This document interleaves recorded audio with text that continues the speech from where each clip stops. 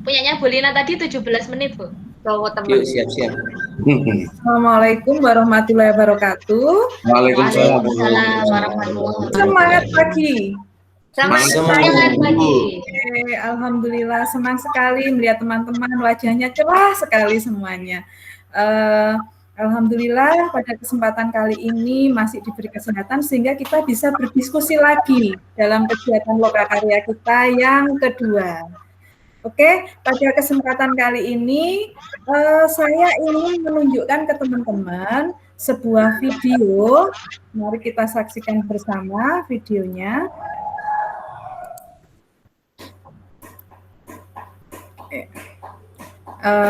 Sebelum ke video ini, saya share dulu.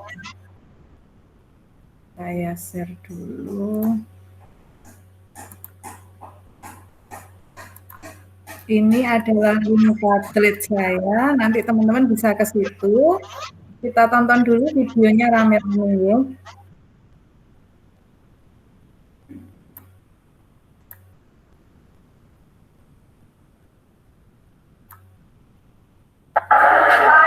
Terlihat dari situ. Anggota Satpol PP Kabupaten Rembang, Jawa Tengah bersama terlihat, Bu. di kantor Kecamatan Lasem mendatangi komplek pertokoan di depan Masjid Jami Lasem. Deretan ruko ini kerap menjadi tempat bolos para siswa karena terdapat arena permainan online. 5 pelajar terjaring dalam razia Satpol PP kali ini. Mereka kemudian dibawa oleh Satpol PP dan diperiksa isi tas miliknya. Selama ini, kawasan depan Masjid Jami Lasem memang kerap dipadati pelajar ketika jam sekolah. Pihak kecamatan meminta pemilik ruko untuk tidak membuka arena permainan online saat jam sekolah. Karena dengan anak-anak sekolah, kalau pada pas jam sekolah, harusnya tidak bermain di tempat-tempat semacam itu. 5 pelajar selanjutnya dibawa ke kantor kecamatan. Selain didata identitasnya, pihak sekolah maupun orang tua juga dipanggil untuk turut melakukan pembinaan. Dari Rembang, Jawa Tengah, Abdul Rohim, TV One mengabarkan.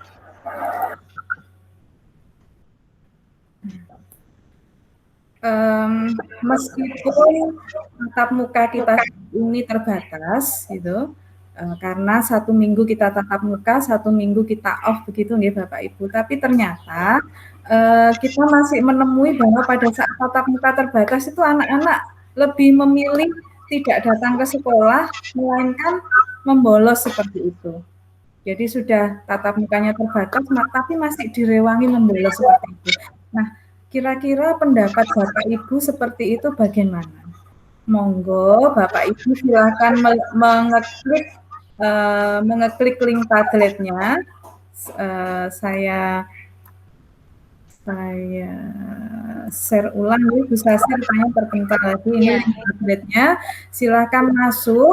Nah, berbeda dengan Padletnya teman-teman tadi, punya saya caranya mengisi adalah di pojok kanan bawah ada tanda plus. Bapak Ibu silahkan klik tanda plus itu, kemudian ikuti instruksinya. Tuliskan nama Bapak Ibu sebagai tanda kehadiran, kemudian mengapa siswa membolos, apa hubungannya dengan Merdeka Belajar, dan bagaimana cara kita menyelesaikan masalah tersebut. Jadi dari satu yang Bapak Ibu tulis, langsung lengkapi nama, mengapa siswa membolos, kenapa ini bisa terjadi, ya, apa hubungannya dengan Merdeka Belajar, dan kira-kira menurut Bapak Ibu bagaimana cara menyelesaikannya. Mungkin sambil menulis, ada Bapak Ibu yang ingin sambil menyampaikan secara lisan. Kira-kira menurut panjenengan mengapa peristiwa ini bisa terjadi? Ya Ibu, saya Ibu. Nggih, monggo Ibu Sasi. Ya. Monggo. Kalau menurut saya mungkin karena anak-anak membolos tersebut mungkin karena pembelajaran di sekolah kurang menarik, Ibu. Sehingga mereka lebih tertarik untuk berada di luar lingkungan sekolah daripada di dalam sekolah.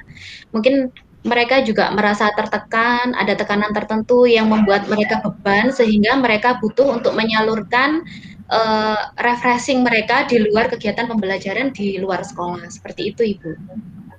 Oke. Lalu bagaimana menurut Bu Sasi untuk mengatasinya? Oke, Bu, itu Oke. menurut pendapat saya, Pak Hasan, Pak Hasan. ya, enggak. Barangkali Mengapa siswa yang membolos? Yang jelas dulu biasanya akan itu cara karena penjelasan.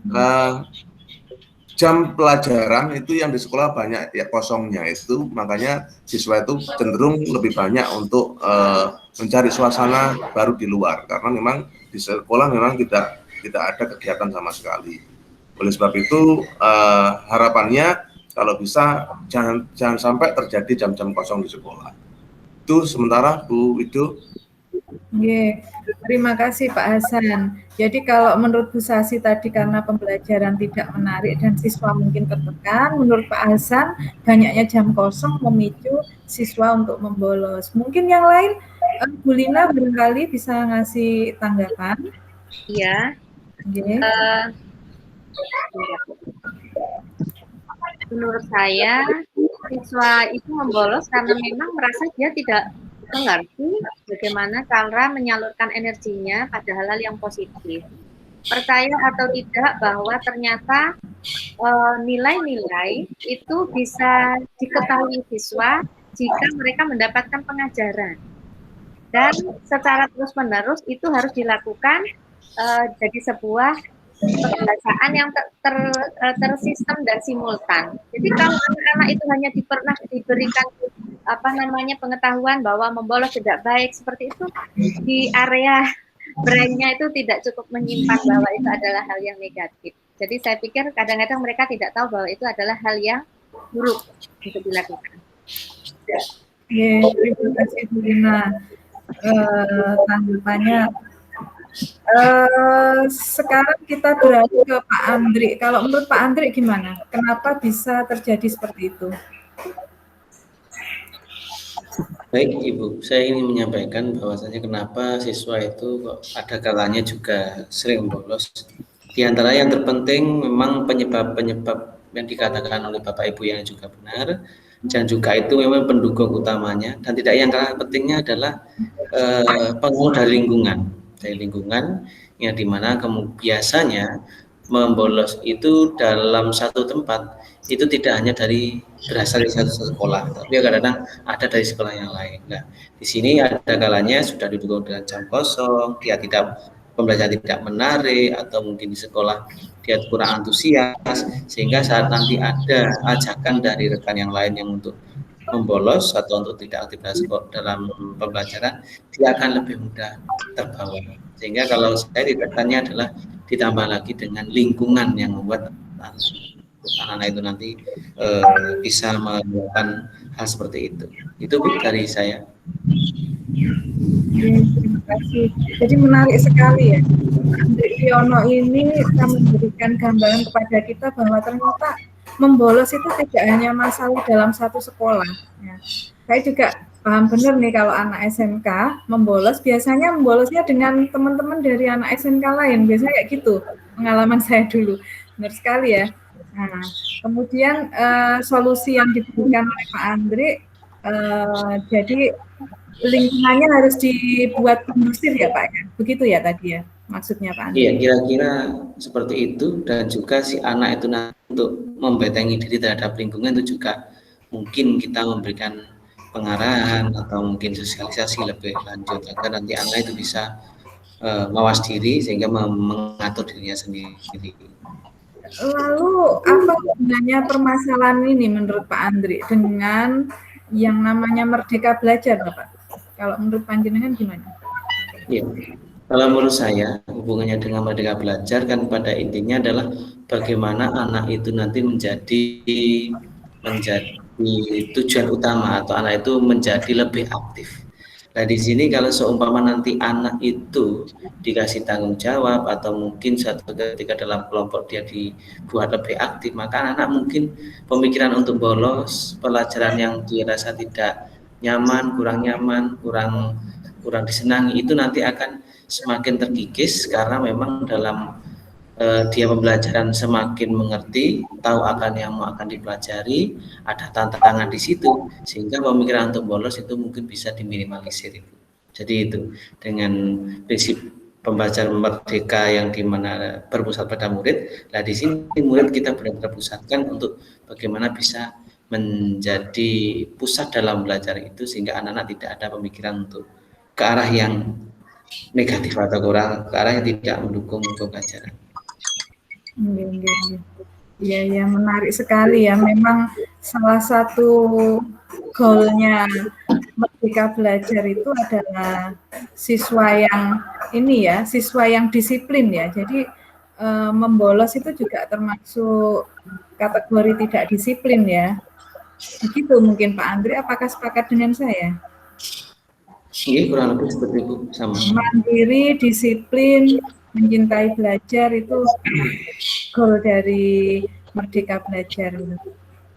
Oke teman-teman, saya lihat tadi masing-masing sudah menyatakan mengapa siswa membolos, memiliki alasan-alasan yang beragam tadi. Kemudian kita juga sudah mengaitkan dengan Merdeka Belajar dan bagaimana cara menyelesaikannya. Mungkin salah satu bisa membantu saya untuk menyimpulkannya. Barangkali Bu Lina bisa membantu saya untuk menyimpulkan diskusi kita hari ini. Ya, baik Bu. Jadi dari problem yang muncul yaitu bahwa anak membolos sekolah itu disebabkan oleh beberapa hal. Yang pertama, mungkin pembelajarannya yang kurang menarik sehingga dia ingin mengalihkan kebosanannya ke tempat lain.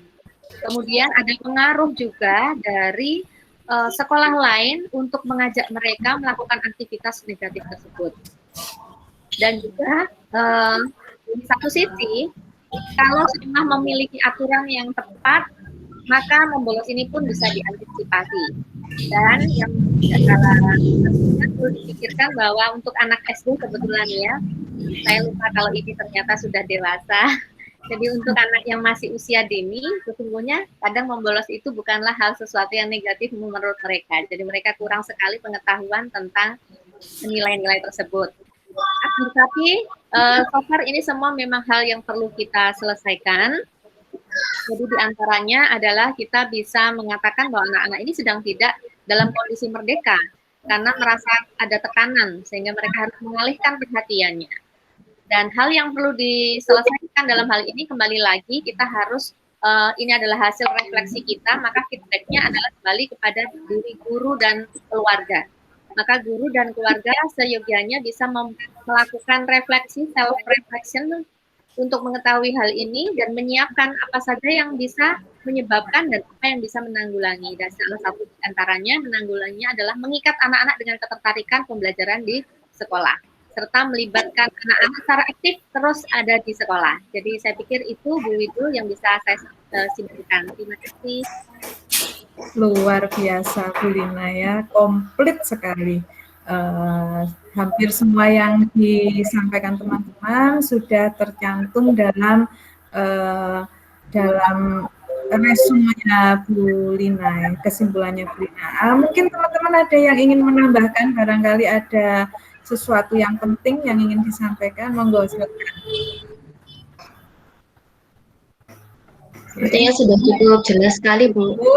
Baik, terima kasih teman-teman. Kita sudah melakukan kegiatan diskusi hari ini, sudah ada kesimpulan. Semoga dengan hasil diskusi kita hari ini, maka kita bisa menciptakan suatu kondisi yang kondusif di lingkungan kita masing-masing, sehingga anak-anak tidak perlu membolos lagi, bahkan mungkin merindukan kita di ruang kelas mereka. Nah, itu yang diharapkan. Terima kasih.